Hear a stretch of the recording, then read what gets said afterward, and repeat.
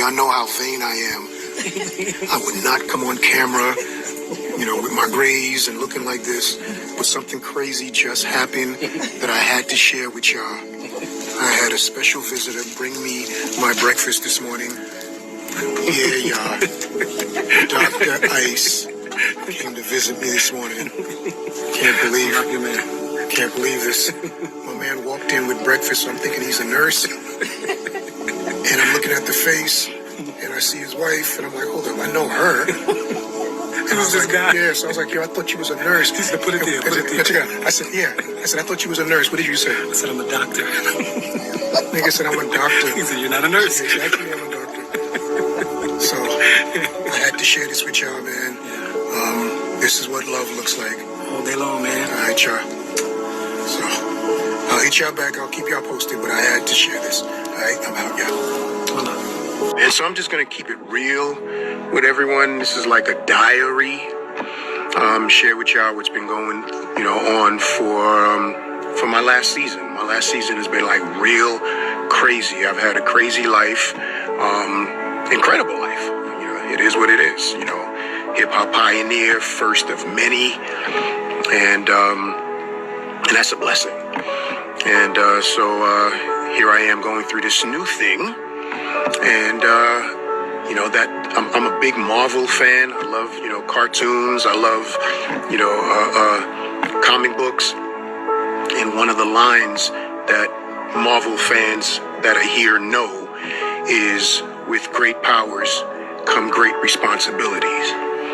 And I remember when I was 16, 17, I'm doing radio interviews. And one of the questions the air personality would ask me is, how does it feel to be a role model? And I would say, I'm a rapper. I'm not a role model. And that's when I was like 17, And when I got to be 20-something, I realized, wow, I'm a role model. And I've been a role model since I was 16. And I didn't know that. So I understand who I am and how I've, touched people for decades. Like, it's crazy. I'm blessed to still be here because a lot of us, are not. So, me coming at everyone right now is addressing, or acknowledging that responsibility. I am a role model. I've been a role model. And that's beyond being that to my children.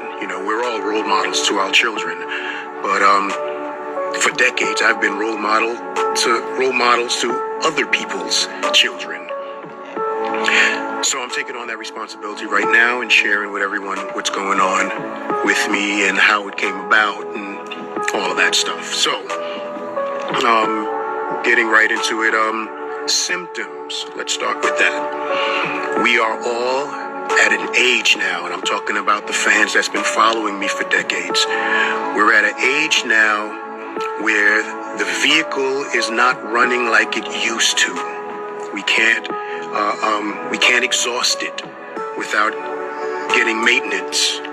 Okay, there are tune-ups that we, as vehicles, have to make sure that we go and conduct. I did not, and a lot of us have not. And the reason why is because, I feel great, and, I get compliments on how I look great, and so I think I am great. But that's the external, all right? The internal is a totally different story. A lot of men don't go and do what they should do. Colonoscopy is absolutely one. Prostate, that test that men are like, nah, ain't no doctor going up in there. That's an exit sign only. That's a dumb way of thinking, especially if you have family that is selfish to your family. Go get yourselves checked. Mine wasn't a situation to where, I was being all macho and not getting checked. A lot of issues exist in terms of insurance. And my insurance wasn't right to go get myself properly taken care of the way I needed to. And my man Jimbo, good friend of mine, he helped take care of that for me. One of the first signs that you will see is bleeding. In the, when you wipe, you'll see blood. If you look at it when you wipe, you'll see it. That's one of the first signs. I shared that with the doctor a year or so ago, and what he said to me was, it could be something and it could be nothing. Then we conducted the prostate test at that time, and I was good. This bootleg earpod just came out. And so the bleeding subsided, and little by little it started to come back again. But the fact that it would stop would make me say, I guess I'm getting better. It progressed. It went from the wipe to now one sees it in the stool. And, or you'll see it in your pile, in your compilation, and so at that point I said, okay, I got to take this a little seriously. And I still didn't run to the doctor, believe it or not, at that point.